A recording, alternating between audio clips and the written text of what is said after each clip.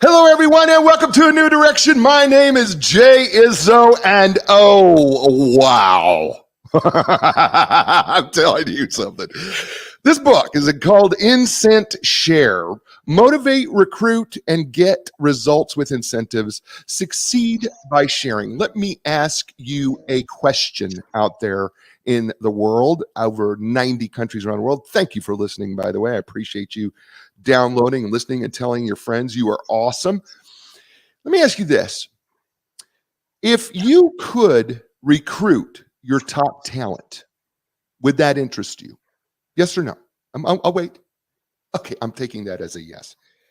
If you could motivate your employees that you currently have to be more productive, more efficient, more creative, to actually increase and prosper your company, would that interest you? Oh, wait. Oh, okay, you said yes to that too. What if I said you could be more profitable? Any thoughts on that one? Oh, that does interest you too? That is what my friend and author, Rob Marchalonis, has put together here in this book, IncentShare. Listen, I know that we have all talked about incentives before, but this is different than just talking about incentives. This is talking about motivating and sharing, motivating others by sharing what we have in a way that makes sense to a company and at the same time makes sense to everyone else and actually lifts them up. All right. That's what IncentShare is. You're going to love Rob Marchalonis. But I'm going to tell you what, before we get started with him, let's do what we do every week, right? And that is I walk you through the 4 areas of your life. Look, we're physical, mental, emotional, spiritual people, right? We just are. All right. And if we're not working on all those 4 areas, what happens is, well, basically we don't stay stagnant, we die. So we have to be in constant work. Now, look, that doesn't mean that we have to do the same things every day. Like, for instance, let's take the physical area, right? So if you were to rank yourself on a scale of 1 to 10, 1 being, my training's not very good, 10, my training is outstanding, 5 being average, how would you say you're doing when it comes to exercise, eating right, getting enough sleep, and drinking enough water? Just those 4 things. How would you say you're doing? Right? Here's the thing, right? I'm not saying you have to exercise every day, but you should get up and move around a little bit. I'm not saying you have to eat perfectly every day, but are you watching it? Right? Are you doing some other things? I'm not saying you have to drink water 24/7 and that's the only thing you can drink. I'm not saying that. I'm just saying that, you know what? We need to keep ourselves hydrated, right? I'm also not saying that you got to sleep 8 hours a day, because for some people it's 6, for some people it's a little longer. What works for you and keeps you healthy? That's what we're talking about here, okay? So whatever your number is, that's your number. Don't get alarmed. If you're a 3, it's okay. We're not trying to get you to 10 today. We're just trying to get you to a 3.5 or a 4. Okay, that's what we're trying to do today. All right, so that's your first number. Second number is your mental number. Folks, we're right brain, left brain people. And here's the thing. Our right brain is creative. Our left brain is logical. We should be working both halves of that brain. And you can't do that sitting on a couch just watching the news come at you. Because I can tell you something, the news is not helping you grow. Right? If anything, what it's doing is it's actually hurting you. I know you go, what? Yeah, I'm informed. No, you're not informed. Folks, you do understand how the news works, right? There are millions of things going on in this world. They pick and choose what they're going to tell you, which means that you're missing out on millions of other things that are happening in the world that they're not talking about, that you need to go out and find out what's going on in the world. Because can I tell you something? There's a lot of good things happening in the world, right? If you search for them, which means that you have to be an active participant in your mental growth. But this also means that you're going to grow in your learning and knowledge of what you do and who you are, and come to a self-awareness requires learning, right? Rob talks about that in his book, right? We're going to be great leaders. You got to get self-aware, right? But it also means that you got to read, you got to learn, you got to grow. So on a scale of 1 to 10, how you doing in that area? All right, second number. Third number, emotions. We have talked on this show over and over again about work done by Daniel Goleman and Daniel Kahneman on emotional intelligence, emotional quotients. Fact of the matter is, folks, it comes down to really 2 things. How well are you able to control your emotions under stress and pressure, right? And then how well are you able to understand the emotions of others? You want to be a great leader? Rob talks about leading with your heart and your mind. You are not going to be a great leader if you cannot tap into and understand the emotions of others. He has a great story, a parking lot story, where he learned something amazing in a parking lot. What I came away from that story was he heard with his mind, but he really heard with his heart, and it was emotions that he understood. It's a great story. That's why you kind of have to read this book, because it's really cool. So on a scale of 1 to 10, how would you say you're doing emotionally? Right? All right, finally, the spiritual area. Look, folks, I know there's some of you out there who are going, I'm not spiritual, Jay. I'm just not. I don't believe in it. Yeah, you do. I'm sorry, you really do. We live by faith every day. You got in your car believing that, in fact, it was going to turn on, and it did, and you're at work today. You did that by faith. You woke up today, and you may have had a bowl of cereal, and you put that cereal on a spoon, and you believed it wasn't poison, and you ate it. That's faith. See, we live by faith in everything that we do. We don't understand it. We don't think of it as faith because we don't want to think of it that way, right? But the truth of the matter is, you know what? Some of you are listening to the show hoping that's going to give you something. That's faith. If you have hope, you have faith.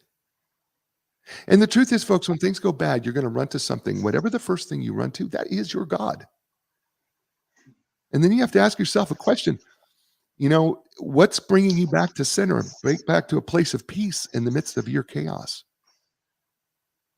Right? That's spiritual. Is it God? Is it nature? Is it meditation? Is it something else? And then you can ask, is it working?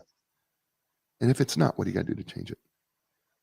Those 4 areas are like the four legs of a chair. You know what you can also call them? You call them like 4 tires on your car. Have you ever driven your car when one tire is too low in air and it's almost flat?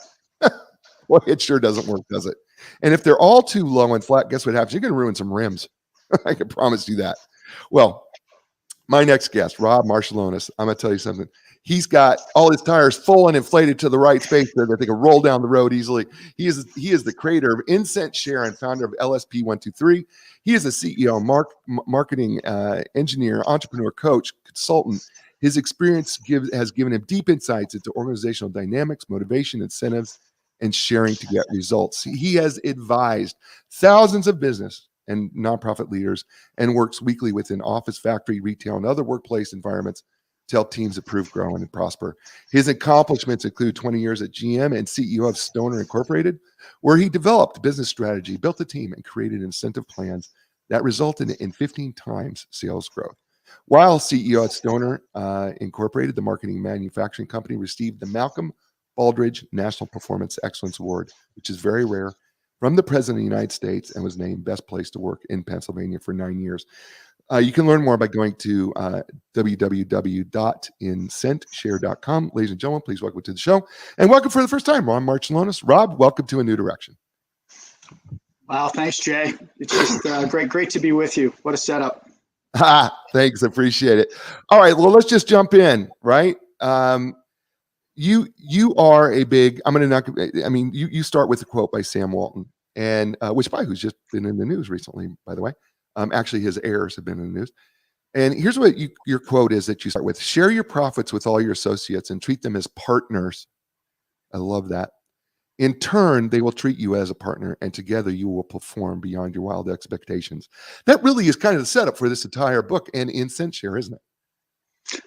Yeah, it really is, Jay. I had the good fortune a number of years ago to do business with Walmart, and in that process, got to know the company. And I never met Sam Walton personally, but I certainly got to experience his legacy and just found him and what he had built fascinating. And how cool was that he kind of jumped right in and specifically put it out there that share with your employees. Not just because it's a nice thing to do or just out of your heart. Do it because it is a nice thing to do, but it's also good for business. This is, by the way, I'm ladies and gentlemen, I just want to tell you something. I'm just in the welcome page, which, by the way, it's just jam-packed. All right, we're going to talk about some of these things a little bit more in detail. But you make a quote that right here in the welcome page that really and then you talk about it later, but really, really got me. And that is how you seed and develop motivation in the hearts and minds of your team will likely be the biggest factor that determines your success or failure. And this is something that I think what you're really talking about here is that we're going to have a leadership mind shift here, aren't we? When it comes to how we determine to motivate and lead people. It's not going to be the standard X's and O's. We're going to have our hearts and our minds involved, aren't we? Yeah, I think any of us that have been in a leadership role for any length of time, we just realize the responsibility and the complexity, and I think the point you're referring to there is you can call it an opportunity, or you can just say it's a responsibility to figure out a way to build motivation inside each of your employees. And to assume that they come to us or work with us motivated, I think would be a dangerous assumption. And so I challenge leaders to just assume that it's part of the role of being a leader is to figure out how do we motivate employees. And there's so many different ways. I talk about many of them in the book, but as you know, I have my favorite, which comes around to sharing your success with your employees. Yeah, it's what I guess we'll call it chapter 2, language matters. And you jump right in there and say sharing is the key word. Success sharing is the key concept. So let's dig right into that because after all, the book isn't called IncentShare. Sure.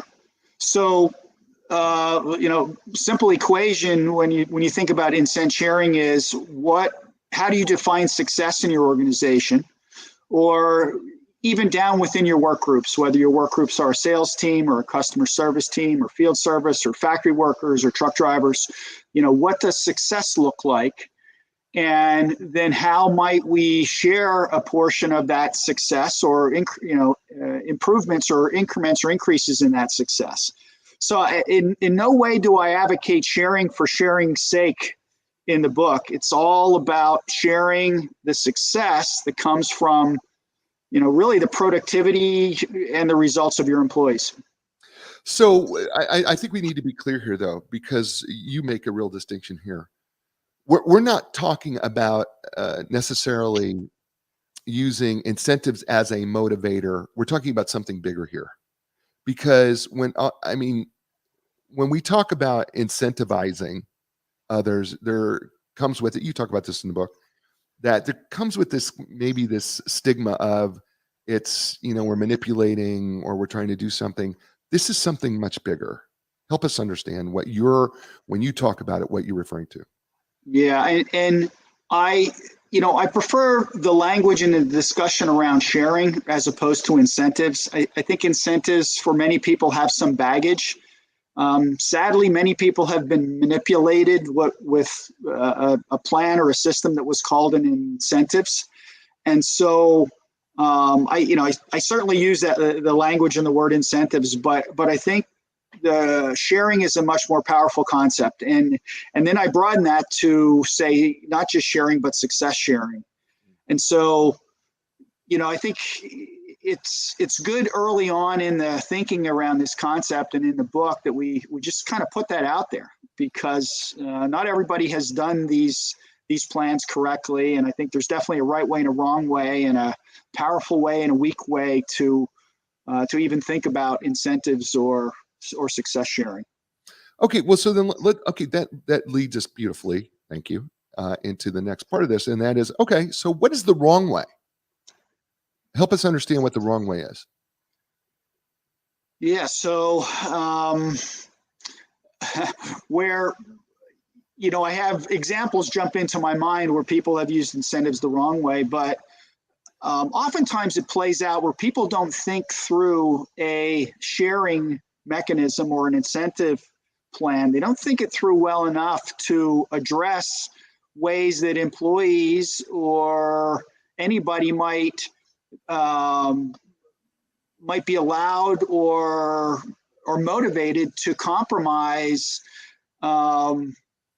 their values or the what's right for the company or what's right for the customer what's right for all the stakeholders in a business.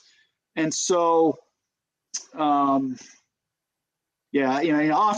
and it seems like regularly, several times a year, we hear of a headline story in the news where somebody has, taken advantage of or poorly structured an incentive plan that's resulted in a mess. I talk about a major top-tier bank in the book that had some really serious problems because they put in place a plan that I'd like to believe, somebody or several people believed was a good idea and would work well, but either through lack of oversight or intentional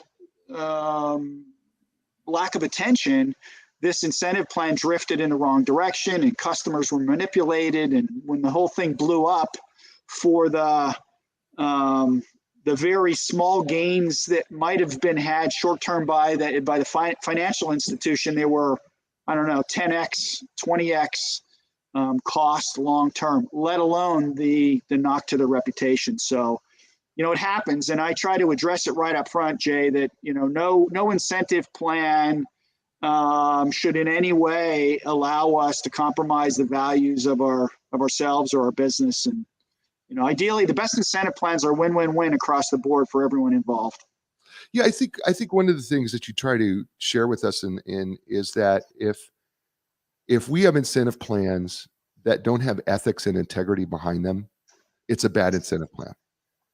I mean, because, right, we could put incentive plans together that say, okay, let's say it's a sales team, and that says, okay, you know what? If you do X number of sales, we're going to give you this kind of bonus, right? But then we don't attach it to it, but we want to do it ethically and in the right way and make sure that our customers are treated right. There's got to be some other attachments to it because it can't be, right? I mean, I think that's what you kind of have alluded to in the book is the wrong way to do it is just to say, oh, well, that's easy. I'll just put out there, you make X number of sales, fine, but you don't care how the sales are made. Now it becomes it could be malicious, but oftentimes it's not malicious. It's right. Just overlooked, or there just isn't enough sophistication in the incentive plan to account for the potential for misuse. And so, I think if anyone who's smart enough to put together an incentive plan can be smart enough to put some boundaries or structure around it to keep it, keep it honest and ethical. So. Right. Well, you talk about that one of the problems that happens right now in our society is that our employees aren't engaged. And in fact, that if we look at success sharing, employee engagement actually increases. Maybe talk us through a little bit of that. Yeah, I mean, I think the concept is probably as old as employment itself. But, if you think about many of the issues that we are struggling with in business and in society related to employees and productivity and, doing good work and having successful businesses, it ties very quickly to people and your employees. And so I talk, later in the book about how to support and lead an incentivized workforce.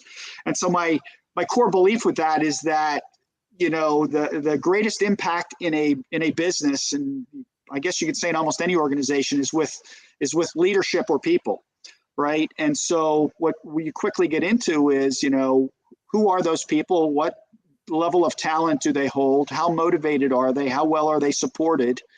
And what's your approach as a leader to address all of that? So the statistics aren't good for employee engagement here in the United States, but actually worldwide. Right. And so it's not just a selective problem for any of us. I think everybody struggles with that. And so that's part of what I'm trying to address in the concept with IncentShare and also in the book. His name is Rob Marchalonis. The book is entitled IncentShare: Motivate, Recruit, and Get Results with Incentives. You're listening to him here on A New Direction. Hey, folks up in physical therapy, they are absolutely outstanding. In fact, they are great. And I got to tell you something. I go there professional athletes go there. Why? It's because I'm telling you the customized treatment program that's exactly for you. So when you're ready for your epic relief, your epic recovery, and your epic results, go to Epic Physical Therapy. That's epicpt.com, EPICPT.com, and Linda Craft and Team Realtors for more than 35 years, helping the world in residential real estate. Listen, if you're ready to sell your home, buy your home, start with the real team, the Linda Crafted team. Trust me, they've been around. They are the experts. You can learn more by going to lindacraft.com. It's an outstanding website. That's lindacraft.com, LINDACRAFT.com. And Hint Water, we are on DB&A TV if you have a Roku or an Amazon Fire device. And Hint Water is the official beverage of DB&A TV. And you know what? I drink it. I think you should too. It's delicious. Find your favorite flavors at a store near you. And we're back here on A New Direction with Rob Marchalonis and his book, IncentShare, Motivate, Recruit, and Get Results with Incentives, Succeed by Sharing. Rob, you say something here that was an eye-opener statement to me. And it was, it's the issue of the spirit of competition and teamwork. And you say in a workplace, teamwork is more complicated. And here's the question. He says, do you realize that many people in the workplace have never formally participated on a team? And I didn't know this, but in a 2008 census, only 35% of children between 6 and 17 years of age participated in after-school sports. 43% did not participate in any after-school extracurricular activity, including athletics, clubs, or lessons like music, dance, or language. Whoa. Help us put this together here, because I know people aren't, we talked about, competition and teamwork. Well, most of our people have never really been on a team. And so how does IncentShare help maybe bring that together? Yeah, this was a kind of a mid-career revelation for me, Jay. I grew up being active in activities. My parents were school teachers, so we played sports. We were in clubs. We were in activities. There was something going on almost every night of the week for me and my friends and my peers. And I believe you're an athlete, and so you get all that. And so I'm in the middle of a workplace and on a factory floor, for example. And I'm just, as a young leader, I was just assuming, well, everybody had the same experience as I did, being on a team, understanding practice and sacrifice and wins and losses. And the reality is, in many of these work environments, the workforce has never been on a team. And so, that's a reality. And so as a leader, it comes back to, what can we do? What should we do? What can we do to instill the core elements of teamwork, of communication and focus and working together and trial and error and success and failure and practice. And so I just think the realization of that is helpful. It sometimes helps us to gauge our starting point and gauge our approach more effectively when you realize that most people in many work groups have never been on a team. Yeah, that's problematic especially when you start thinking about things like sales, when you start thinking about profits. It quite honestly explains a lot of the comments I see on LinkedIn. I got to be honest with you. When I read some articles, I'm like going, wait, you know what? You've never been on a team before, so you really don't understand how this whole thing works. And it's eye-opening, just eye-opening to me. That it doesn't make sense, because there becomes, when we don't have that, this versus them, us versus them mentality, and that where the employees feel like they're against the organization and the organization is against them, when they don't see it as a full team effort. What a blessing to many people to have had the opportunity to work on a team, have some good coaching, maybe even have some bad coaching, so that we can experience that and just realize how it works and the benefits of teamwork. And so I transition that whole reality into the power of sharing our success, because I think it resonates. It helps working together in a company, in a work group.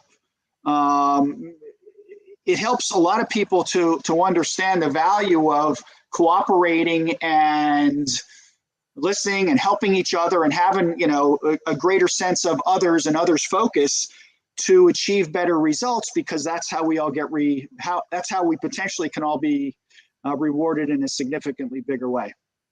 You further talk about the employee dilemma and that there's competing interests. And this is another thing that was eye-opening to me, and why IncentShare becomes so important, because sharing your results is going to help with the competition and understanding teamwork. But also, and I didn't think about this at all, but the dilemma is that our employees have competing relational interests. And it didn't dawn on me that how many relationships do our employees have, and where does the relationship with the organization fall? Yeah, so think of a typical employment situation. A business has a role they want to fill or an opening, and so they place an ad or some way recruit a candidate. So that candidate comes in, presents themselves. There's a discussion, and if both sides believe there's a fit, there's a handshake, and a person's employed. And then in many cases, that person goes from the handshake with the owner or handshake with HR and the agreement, they've negotiated a wage or a salary, and then they get put in a work group. And so let's say that work group is a warehouse, right? And so you end up in a warehouse, and hopefully there's some sort of orientation and some sort of a mentoring or training. Very quickly, that employee realizes that I'm heavily dependent and allied with the people who work to my left and to my right. And what happens is many employees grow distant from the business and the business owner in a small business, and they're really influenced by their coworkers. Now that can be a good thing if there's if the team is strong and the training's good and leadership is good, and that whole work group works well together. But oftentimes there's a big disconnect, and so an employee's loyalties and focus is on working with their teammates, for good or for bad. And so what the problem is if there are distractions or how do I describe it? Behaviors that are less than favorable for the business that are going on amongst that work group. Many employees, their loyalties to the work group, they're gonna keep their head down and not really speak up for the good of the business. Well, it's just that the relationship with the business falls to the bottom of the relationship list. Yeah, the loyalty to the business and the success of the business can quickly and easily be minimized, while the loyalty to coworkers and to others, to friends and family, no surprise, rises. And so what happens is, over time, businesses lose a tremendous opportunity to have their employees focused and committed on the success of the business, right? Yeah, right. And this is where, as a leader, we have to be better attuned to this. This is part of the emotional intelligence part of it, I think, right? Is that, are we really paying attention to those little factors that we're not considering? Yeah, I mean, if you and I are working together on a work group, Jay, and we're in a corner of a warehouse or a corner of a factory or out in a service van, and maybe you're having a bad day, and that's okay, and we're figuring it out, or maybe you're repeatedly having a bad day or losing interest in your job or whatever. Well, you and I work together. So is my loyalty stronger to you or to the business? Oftentimes, many employees will keep their head down and like, regardless of what's going on in my work group, I keep my head down, I keep my tail clean, and I don't get paid enough to deal with my coworkers' behaviors or productivity. And so I think this is a very common dilemma, and it's understandable. Sure. I've been in situations like that. We all have. If we've been in team sports, oftentimes that gets corrected in the locker room or the practice field or on the line of scrimmage, right? Like those things get corrected in interesting ways in sports. And so that's one of the things I like about sports. But so the goal is to accept that reality, and as leaders figure out what can we do to overcome that.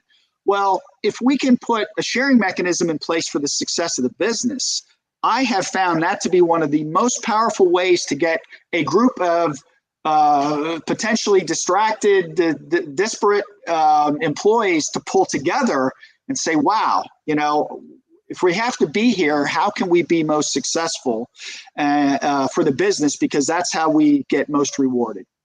And so you really can shift the psychology of a work group with smart incentives. All right, so let's do part 2 of the book, which is called Our Incentives and Sharing Right for You. You have 8 questions to consider. And the first question is, how do you decide if incentives are right for you? Which I think is a good question. So your first question is, how big is your opportunity? When you ask that question, what are you asking? Sure. I mean, if you're a business owner or a leader, I mean, think about your opportunities. And, they could be opportunities for greater volume or sales. They could be opportunities for faster throughput. They could be opportunities for more, output from your results from your employees. And so how big is that? How would you quantify that? I like to talk about this oftentimes in this term I call opportunity math. And so if a business, say, for example, has $1 million annual opportunity, it could be a sales growth, it could be profit margin, it could be expense reduction. $1 million opportunity broken down into 50 weeks is what's that? 50 into $1 million is $20,000 a week. $20,000 a week or $4,000 a workday. So just to quantify opportunities and get us thinking about this a little bit differently, we have $1 million opportunities. Every day that slips by, that's $4,000 of potential opportunity. If we could capture that opportunity, what might we do with that $4,000? What if we were to share a portion of that back with the employees? If we and they together can figure out how to capture an opportunity like that. So if for $4,000 a day, we can measure that in terms of what do we sell? What do we move? What did we save? Right? We can look at it that way, I guess, both ways. Yeah. Let's say we have a factory floor with 20 employees, and we know that 5 of those employees are superstars and 10 are okay, but 5 employees, for whatever reason, just aren't pulling their weight and aren't very productive. Well, in many environments, that group of 20 are just going to keep their heads down and say, hey, it's not my job. I don't know what's going on over there, 10 steps to the right of me. Right. But, and I think that's very typical. But what if you found a mechanism to say, hey, as a team, if we can figure out how to capture, greater productivity, which is oftentimes what I'm focused on, employee productivity, we can find a way to capture that, how might we benefit? All right. Question number 2, how engaged and motivated is your workforce?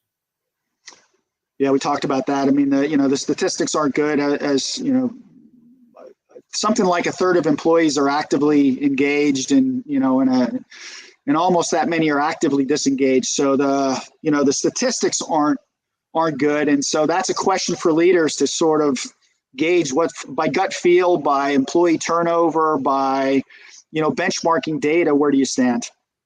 Question 3, how do you define success? Right. So if you're looking to improve your business results or your success, what does that look like? Okay. So go ahead. With a sales team, it's easier, I think. So sales, it could be the sales revenue generated. It can be the number of new customers that are brought in on board. It can be first time orders, second time repeat orders. Could be a gross margin that's generated from each sale. It could be the net profit from the generated by the sales team. So sales are easy to capture. It gets more complicated when you look at like a customer service team. How do you measure and quantify customer service? Right. Yeah, so we talk about that in the book. Question 4, how is your workforce organized? Yeah, so I think one way to look at incentives and employee productivity is by work group. So many businesses with 50 to 100 employees, say a typical small to mid-sized business, will typically have 4, 5, 6 work groups. You can conveniently group the workforce into 4, 5, 6. I think it's just a way to divide and conquer the challenge of incentives. Jace, look at incentives by work group. What experience have you had with incentives? Question 5. Yeah, I like to ask this question when I work with companies, and it's always mixed. Some people have had good experience with incentives where they worked before, or what's going on right now in the company, but oftentimes there's an equal number that have had bad experience with incentives. And so I think it needs to be addressed up front. I like to ask that question and talk with the workforce about their experience, so that we can get ahead of any ideas or incentive plans we might consider putting in place. Question 6, how do you compensate now? Yeah, this is a good one. I mean, if you think about this, in many workplaces, we compensate for time, not results. People punch a time clock. They're expected to show up at a certain time. This is all the news now with work from home, work from office. What do we do? How do we tackle this? And, the fact of the matter is many employees are, their earnings are determined by the time that they put in. And in some environments, there's this interesting concept called overtime. And so if we put in more time in certain situations, not only do we get paid, but we get paid more, time and a half. Yeah. And so think about how that can play into, I'm a big proponent of overtime if it's productive, but oftentimes overtime is not nearly as productive as it can be or should be. And that's a real expensive dilemma for an employer. Yeah, it's terribly expensive. People don't understand how much that's costing. There's other ways to get around that, which you talk about. Question 7, what is your timing? Yeah, so going back to opportunity math, many people agree with the concept, but they get tangled up in what to do next. And I think if you think of opportunity math and those $1 million opportunities that are drifting away at $20,000 a week or $4,000 a work day, it helps to motivate many leaders to say, maybe I should work on this sooner rather than later. And then finally, question 8, are you ready to take the next step? Yeah. The real, incentive plans, I don't believe are very complicated. The goal is actually to keep them simple, but there's just enough nuance and enough pitfalls that, that I felt there was an opportunity to write this book and to really zero in on the subject. I mean, I've developed a passion for the idea, and the book was my attempt to help employers just navigate all of this, hopefully at least a little bit easier. So as you're moving on in this section, you have a quote by Jim Collins, and which is, if I were running a company today, I would have one priority above all others: to acquire as many of the best people as I could, because the single biggest constraint on the success of my organization is the ability to get and hang on to enough of the right people. Of course, Jim Collins is the author of Good to Great. And you talk about Incent sharing the origins and evolutions. And we talked about this in the intro, and that is that you had a breakthrough in terms of a parking lot insight. And it comes down to the question, is your best talent either leaving the building or planning to leave the building? And this is where things started to shift for you. Yeah. So this, there were a few eye openers professionally for me along the way. And can I share the story quickly? Absolutely. So I had a good employee who I happened to bump into in the parking lot. I was leaving around the end of the day, and oftentimes we'd stay a little bit later, but we were both heading out. And so I got talking to this employee and came to learn that he was leaving early that night because he was going to put a new engine in his car. And that certainly threw me. I'm like, why would you put a new engine in your car? Well, my engine has problems and I can save $750 or something by putting the engine in myself. I'm like, dang, like who does that? Like, and I even say in the book, like, what a stud. Like, I don't put new engines in my car. And so I thought, wow, that was a story. Here's this guy going home for a few evenings to change the engine in his car. But what I came to realize is that he was doing that to save some money. And he saw that as a mechanism to, benefit his family, in his case, not necessarily make more money, but save some money. And I was leaving the building with him as a business leader, knowing that I had 6-figure, 7-figure opportunities in the business that I was trying to figure out how to capture beyond what I could capture myself. I needed employees like him to, do what was necessary and be motivated to do the work so that we could improve the business. And I got to the point where I'm like, shame on me if I haven't done a good enough job as a leader to help this great employee, realize that your best opportunity is here. How can I help this employee, not just make extra hundreds, make extra thousands so that he could, pay somebody else to put that engine in his car. I mean, I just felt that there was a great value there that I was missing. And so it reinforced my thinking about incentives and putting mechanisms in place so we can help employees get ahead. Many of us have employees that are leaving to go home to mow their lawn, paint their house, put on a new roof, change an engine. And they're doing that for economic reasons. And we have mechanisms in our businesses to reward employees factors of 3, 5, 10 times over that. That's beautiful. His name is Rob Marchalonis. The book is entitled IncentShare. Motivate, recruit, and get results with incentives. Succeed by sharing. You're listening to him here on A New Direction. Hey, everyone. Listen, I talk about it, but you know what? Epic Physical Therapy, right? Their facilities offer the most advanced top-of-the-line equipment. The Ultra-G anti-gravity treadmill, the Normatec compression sleeves, my favorite, the Game Ready. It's ice and compression all in one. Hey, they are trained, certified in the most comprehensive, cutting-edge treatments available. Things like blood flow restriction therapy, dry needling, cupping. That's just a few. Epic relief, epic recovery, epic results. That's what you can get from Epic Physical Therapy. You just go to epicpt.com. That's EPICPT.com. And Linda Craft and Team Realtors. Hey, are you a real estate professional that is looking for a new home? Well, guess what? Linda Craft and Team could be your new home. I'm telling you, it could be. They've been around for over 35 years. They are on the top of the cutting edge when it comes to technology. Listen, if you're looking for an atmosphere that also has incentive sharing, you might want to look at Linda Craft and Team Realtors.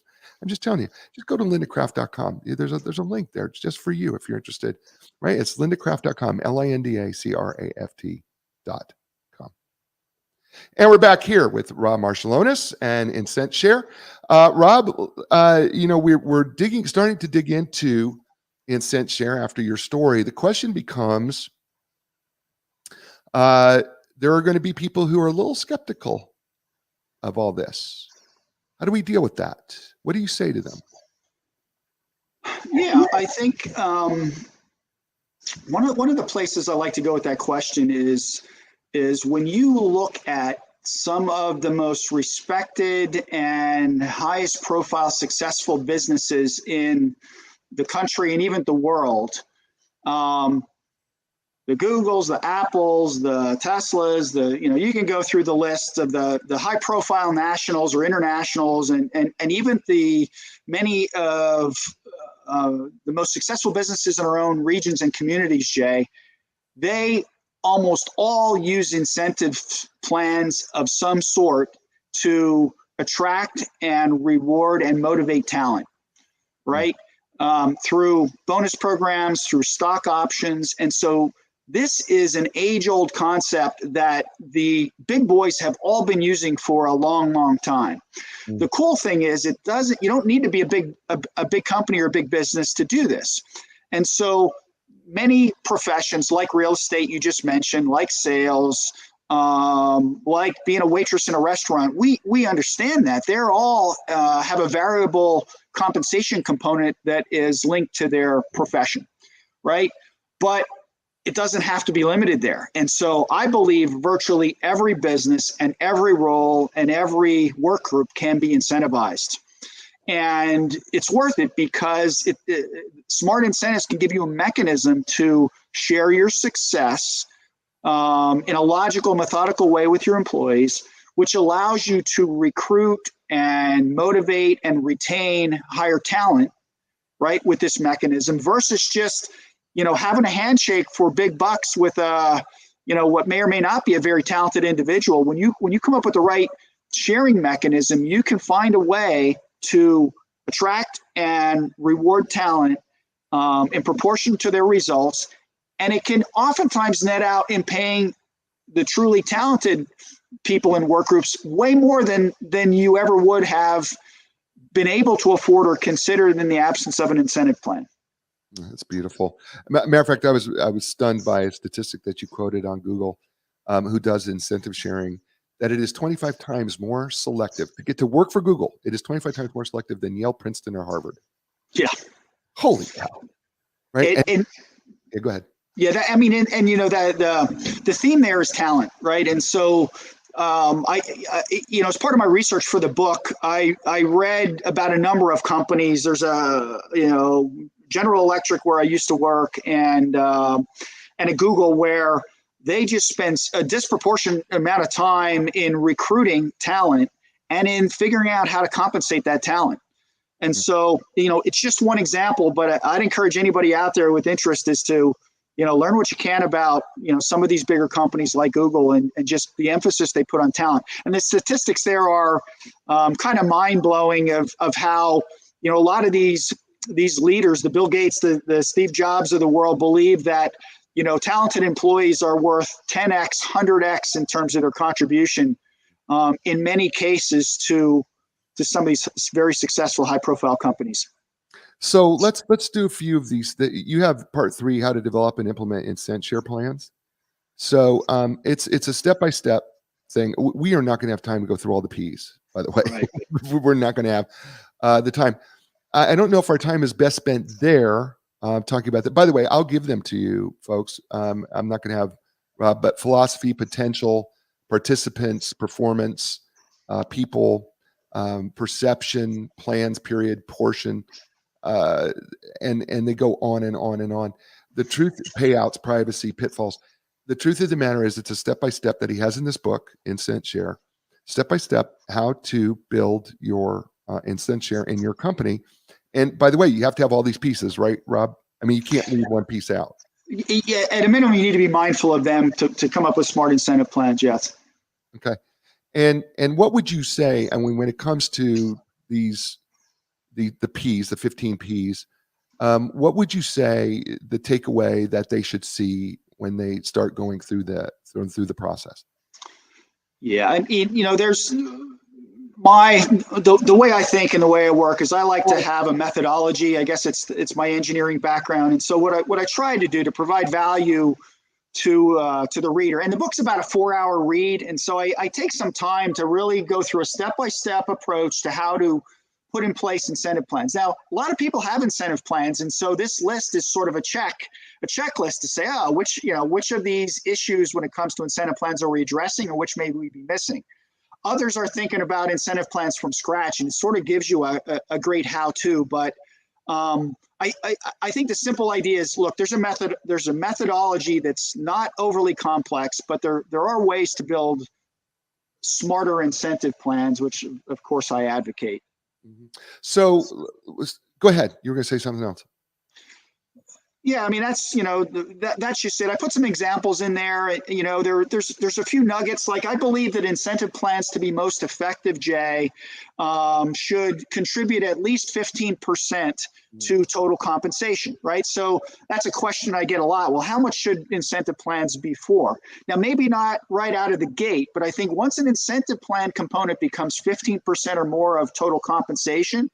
So for a $50,000 employee, depending on how you look at it, add another 50,000, add another $7,500, and it starts to be meaningful, and we really get people's attention.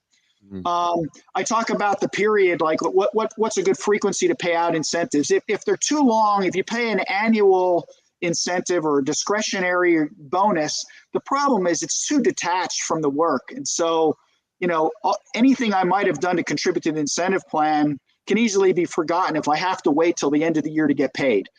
The frequency I like is anywhere between monthly and quarterly for paying out incentive plans. If you pay them out too frequently, it gets just logistically complicated. So those are a couple nuggets from that how-to list. Yeah, I the frequency thing is something I thought about, when I was in graduate school working on my master's and doctorate degree. I was in psychology. I studied under B.F. Skinner's last student. And one of the things they talk about in reinforcement theory is that, if you want to reinforce if you want the behavior to continue at a higher frequency of rate, you need to reinforce right after the behavior occurs. And if you wait too long, well, you may be reinforcing a behavior that isn't what you want to reinforce, right? That's kind of the theory behind it, isn't it? Yeah, absolutely. And it's a feedback mechanism. So there's a reward mechanism that comes with smart incentive plans, but there's also a feedback mechanism. And inevitably, let's say you put in place a monthly pay, an incentive plan that's paid out monthly. Well, we're going to have some exceptional months. We're going to have some difficult months. And so, those payouts give us an opportunity as leaders and as members of the work group to say, hey, what was it in this last period that we did well that resulted in this great reward, or what was it that we did wrong or we missed? Right. And all of that needs to be, talked through as a team, like we would have experienced in sports. And so I think the feedback is really powerful that can come from incentives. Yeah, I think one of the other things you talk about after these 15 principles, the steps, is that one of the big things I took away from is keep it simple, right? Sophisticated enough to work to get the results we want in terms of employee productivity, but simple enough to be understood by all the participants. And so oftentimes when I help businesses with this, the work, Jay, is in the communication and the understanding of the business and simplifying the plan so that everybody understands it. And, I'm quick to say no incentive plan is perfect. None of them are perfect. Many of them should and need to evolve. But the goal is sort of an 80-20 approach. Is what's the 20% simplistic approach that will get us 80% of the impact or the feedback or the rewards that we want. So that's part of the work is dialing that in, the simplicity of the plan. Now, in part 4, how to support the IncentShare workplace, we talk about LSP 123, which is your company, and the LSP overview, which is leadership strategy and process. How does LSP fit into IncentShare? Right. So these businesses and these incentive plans are often considered and put in place and implemented by leaders. And so I wanted to help leaders to actually do right by their employees. I mean, we want employees to win. We want to I believe in incentivizing employees and helping them win. We want them to succeed, right? This isn't a trap. This is something that we want to work. And so how do we best do that? For many years, and I didn't invent this, I sort of, structured this from different lessons I'd learned, have come to believe in LSP, leadership strategy and process. The success of virtually any worthwhile undertaking, I believe, is directly related to the leadership that you have behind the project, the plan or strategy that those leaders come up with, and then the many value-added routines or processes that come out of the strategies. And so, I take some time to explain that. It's a real simple way to communicate with leaders and to communicate with work groups. to first think about LSP leadership strategy and process. So when we talk, one of the things you talk about, and we just got a minute or so left here, but I think what's so important here is that all three of those things, leadership, strategy, and process, they're all required in order for IncentShare to work. Because if you're missing any one of those three things, it's not going to work, is it?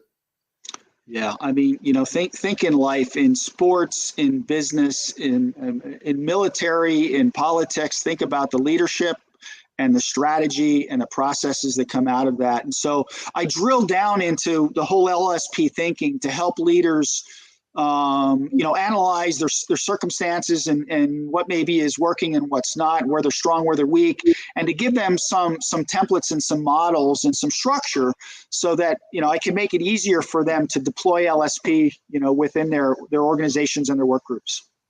His name is Rob Marchalonis. Rob, the hour goes by so quick. It just really does go so fast. You were great. Tell people how to get a hold of you. Yes, thanks, Jay. Rob Marchalonis on LinkedIn. I have a YouTube channel where I talk about a number of these subjects. My book's available on Amazon and on Kindle, IncentShare. And I have two websites, lsp123.com and also IncentShare.com. So lots of ways to get in touch with me. Anybody who reaches out to me by email, rob at lsp123, I'll happy to share a quick infographic, a sort of a summary of the IncentShare book. Be happy to share that with you and or have a conversation. I mean, every step to improve employee productivity starts with a conversation. So happy to do that with your listeners, Jay. Awesome. Thank you for that. And I will have links to the book and to Rob in the write-up of the show. Ladies and gentlemen, that's the show. Remember, you are in charge of three things. You're in control all the time of them. That's your attitude, your effort, and your resilience. You choose those things every day. They're not always easy. I promise you they're not. But I can tell you something. You can do that if you make the choice. I'm going to be back next week. It's going to be another great guest. It's going to be another great book. It's going to be another great show. And as I say to everyone, everywhere, all over, and you know what that is, ciao, everybody.